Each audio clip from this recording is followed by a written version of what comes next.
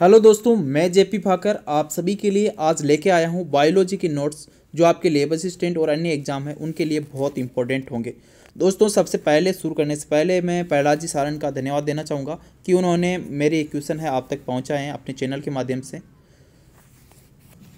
किस जंतु में प्रकाश संश्लेषण की क्रिया संपन्न होती है? तो देखिए दोस्तों, प्रकाश संश्लेषण की क्रिया आपको पता है कि पादप जगत में ही होती है, पर यहाँ पे देखिए प्रकाश संश्लेषण क्रिया अपवाद स्वरूप यूग्लिना और क्लेमिडोमोनास जंतु में भी होती है। कवक की कोशिका भित्ति किसकी बनी होती है? तो दोस्तों आपको पता है कोशिका भित्ति मोस्टली सेलुलोज की बनी होती है, पर यहाँ पे ये काइटिन की बनी होती है कवक की। तो ध्यान रख लीजिए, कवक की कोशिका भित्ति है वो काइटिन की बनी होती है। वर्किकी का पिता की संज्ञा किसे प्रदान की गई है? तो कैरोलस लीनियस है, उनको वर्किकी का पिता की संज्ञा दी गई है। एक जीन एक एंजाइम सिद्धांत के प्रतिपादक थे। तो दोस्तों एक जीन एक एंजाइम के सिद्धांत के प्रतिपादक जॉर्ज विडल और एडवर्ड टेटम थे। होम्योस्टेसिस की खोज किनके द्वारा की गई? तो देखिए होम्योस्टेसिस की खोज है वो क्लॉडी बर्नार्ड के द्वारा की गई थी। वायरस का बाहरी आवरण किसका बना होता है? तो दोस्तों वायरस का बाहरी आवरण है ये प्रोटीन का बना होता है।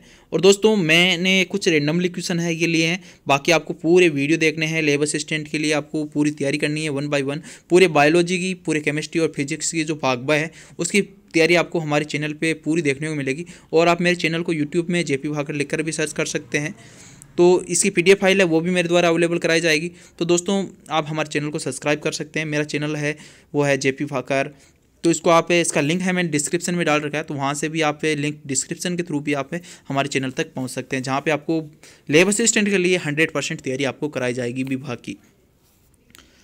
चलिए और कुछ क्वेश्चन करते हैं, और पीडीएफ फाइल है वो भी आपको वहाँ पर अवेलेबल कराई जाएगी। सर जगदीश चंद्र बोस ने किस पौधे पर कार्य करते हुए ये सिद्ध किया कि हृदय की गति की तरह इन पौधों में भी स्पंदन होता है जिससे रसारोहण की क्रिया संपन्न होती है? तो देखिए सर जगदीश चंद्र बोस है, इनके द्वारा डेमोस्टियम पौधे पर अध्ययन किया गया था और ये सिद्ध किया गया था कि हृदय की गति की तरह इन पौधों में भी स्पंदन होता है और जिसके कारण ये रसारोहण की क्रिया संपन्न होती है। अपरिपक्व फल पकने के बाद मुलायम हो जाते हैं मध्य पटल के घुलने के कारण। ऑक्सीकरण की क्रेब चक्र प्रक्रिया माइटोकॉन्ड्रिया में कहाँ संपन्न होती है? तो मैट्रिक्स है उसमें ऑक्सीकरण की जो क्रेब चक्र प्रक्रिया है वो संपन्न होती है। माइटोकॉन्ड्रिया किस प्रकार की कोशिकाओं में नहीं पाया जाता है? तो देखिए माइटोकॉन्ड्रिया है वो किस प्रकार की कोशिकाओं में नहीं पाया जाएगा? तो बैक्टीरिया और जो नीले हरे शैवाल है उनकी कोशिकाओं में माइटोकॉन्ड्रिया नहीं पाया जाता है। ऑक्सीसोम जिसको आप F1 कण के नाम से भी जानते हैं, कहाँ पाए जाते हैं? तो ये माइटोकॉन्ड्रिया में पाए जाते हैं। ट्रैफिक पुलिस की संज्ञा किस कोशिकांग को दी जाती है? तो दोस्तों ट्रैफिक पुलिस की संज्ञा है वो दी जाती है गोल्जी काय को। किस कोशिकांग को बायोप्लास्ट की संज्ञा दी जाती है? तो दोस्तों माइटोकॉन्ड्रिया है उसको बायोप्लास्ट की संज्ञा है वो दी जाती है। जीवाणु में किस प्रकार के राइबोसोम पाए जाते हैं? तो दोस्तों जीवाणु है उसके अंदर 70S राइबोसोम पाए जाते हैं। देखिए राइबोसोम 2 प्रकार के होते हैं, एक तो 70S होते हैं और एक 80S होते हैं। और जो जैसे 70S है और 80S राइबोसोम है इनकी दो उप इकाइयों से मिलकर बने होते हैं। तो 70S की उप इकाइयाँ हैं वो है 50 और 30, और इसी प्रकार 80S की है वो है 60S और 40S राइबोसोम। प्रयोगशाला में राइबोसोम का संश्लेषण सर्वप्रथम किसने किया था? तो देखिए नुमोरो है उनके द्वारा प्रयोगशाला में राइबोसोम का संश्लेषण है सर्वप्रथम किया गया था। पुरानी रक्त कोशिकाएं नष्ट हो जाती है? तो दोस्तों पुरानी रक्त कोशिकाएं हैं वो लाइसोसोम के कारण नष्ट हो जाती है। कौन सा कोशिकांग नष्ट होकर कैंसर के निर्माण में मदद करता है? तो दोस्तों लाइसोसोम है वो नष्ट होकर कैंसर के निर्माण में मदद करता है। प्रकाश संश्लेषण की प्रकाशिक एवं अप्रकाशिक अभिक्रिया क्लोरोप्लास्ट में कहाँ संपन्न होती है? तो देखिए सबसे पहले तो आपको ये पता होना चाहिए कि प्रकाश संश्लेषण की प्रकाशिक और अप्रकाशिक अभिक्रिया वो संपन्न कहाँ होती है? तो वो क्लोरोप्लास्ट में होती है। अब क्लोरोप्लास्ट में कहाँ संपन्न होती है? तो देखिए प्रकाशिक अभिक्रिया है वो तो होती है ग्रेना में, और जो अप्रकाशिक अभिक्रिया है वो होती है स्ट्रोमा के अंदर संपन्न। क्लोरोप्लास्ट है उसकी खोज है वो की गई थी सिम्पर के द्वारा। और किस पौधे की छाल मलेरिया के रोगी में उपचार में प्रयुक्त की जाती है? तो जो सिनकोना है उसके छाल है वो मलेरिया रोग में उपचार में प्रयुक्त की जाती है। इसकी छाल से क्या निकाला जाता है? क्विनिन है वो निकाला जाता है, तो ये भी आपको ध्यान रखना चाहिए। तंबाकू की पत्तियों से प्राप्त होता है निकोटीन प्राप्त होता है। आरएनए में थायमिन के स्थान पर कौन सा बेस पाया जाता है? तो दोस्तों आरएनए में है थायमिन के स्थान पर यूरेसिल पाया जाता है।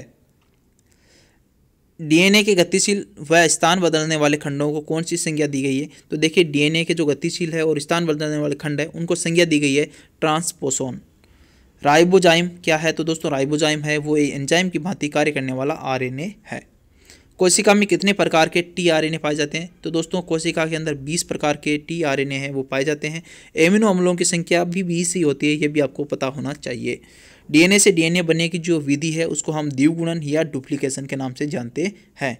डीएनए से आरएनए बनने की विधि को हम ट्रांसक्रिप्शन कहा जाता है। देखिए डीएनए से आरएनए है वो बनने की विधि को हम क्या कहेंगे, ट्रांसक्रिप्शन कहेंगे, ट्रांसक्रिप्शन। और इसकी सर्वप्रथम खोज है वो की गई थी ट्यूमर वायरस के अंदर। सर्वप्रथम किसने परख नली में डीएनए का संश्लेषण किया था, तो कॉर्नबर्ग है, उनके द्वारा सर्वप्रथम डीएनए का परख नली में डीएनए का संश्लेषण किया था। 115 है येस्ट एनालिन स्थानांतरण आरएनए के जीन का संश्लेषण सर्वप्रथम किसने किया था, तो डॉक्टर हरगोविंद खुराना, इनके द्वारा येस्ट एलानिन स्थानांतरण आरएनए के जीन का संश्लेषण सर्वप्रथम किया था। अब 139 है, इसमें हम 137 से 139 वायरस 3 प्रकार के होते हैं। देखिए वायरस के बारे में पूरी डिटेल से तो हम अपने जो चैनल है JP Bhakar let's run with JP Bhakar उस पर करेंगे, पर यहाँ पे कुछ देख लेते हैं वायरस के प्रकार। तो वायरस 3 प्रकार के होते हैं। एक तो होता है पादप विषाणु, इसमें न्यूक्लिक अम्ल आरएनए होता है, जैसे कि पीला मोजेक विषाणु YMV और TMV। जंतु विषाणु है, इसमें डीएनए या कभी कभी आरएनए भी पाया जा सकता है, जैसे मम्पस, इन्फ्लुएंजा वायरस। और जीवाणुभोजी या बैक्टीरिया फेज है, ये तीसरे प्रकार के यहाँ पे वायरस होते हैं। ये केवल जीवाणु पर आश्रित रहते हैं और इसमें डीएनए पाया जाता है, और इनमें क्या है डीएनए पाया जाता है, जैसे T2 फेज। पुष्पों और फलों की आदि रेखिकाओं में एंथोसाइनिन पाया जाता है, जो विभिन्न रंग जैसे नीला, बैंगनी, लाल, गुलाबी आदि प्रदान करते हैं। ध्यान रख लीजिएगा, पुष्प और फूल आदि की रेखिकाएं उसमें एंथोसाइनिन है वो पाया जाता है, और जिसके कारण है आपको पता है एंथोसाइनिन के वजह से क्या होता है, नीला, बैंगनी, लाल और गुलाबी रंग है वो होता है। तो ये भी आपको ध्यान रखना है। केंद्रिका की खोज है सर्वप्रथम फोटोन ने सन 1781 में की थी। नामकरण 1840 में हुमेन के द्वारा न्यूक्लियोल नाम दिया गया था। केंद्रिका प्रोकैरियोटिक कोशिकाओं में नहीं पाई जाती है तथा कोशिका विभाजन के समय गायब हो जाती है। दोस्तों ये कुछ क्वेश्चन थे जो मैंने आपको पहलाजी सारण के चैनल के माध्यम से आपको बताएं। अगर आप चाहते हैं कि इस प्रकार के आपको डेली वीडियो देखें, इस प्रकार के आप PDF चाहे, तो आप हमारे यूट्यूब चैनल है जेपी भाकर, जिसका लिंक हमने डिस्क्रिप्शन में डाल रखा है, उसको आप सब्सक्राइब कर सकते हैं और बेल आइकन दबा सकते हैं। और साथ ही आप पहलाजी सारण है इनके चैनल को भी सब्सक्राइब करके रखिएगा। धन्यवाद दोस्तों, मिलते हैं नई क्लास के साथ, तब तक अलविदा, जय हिंद, जय भारत।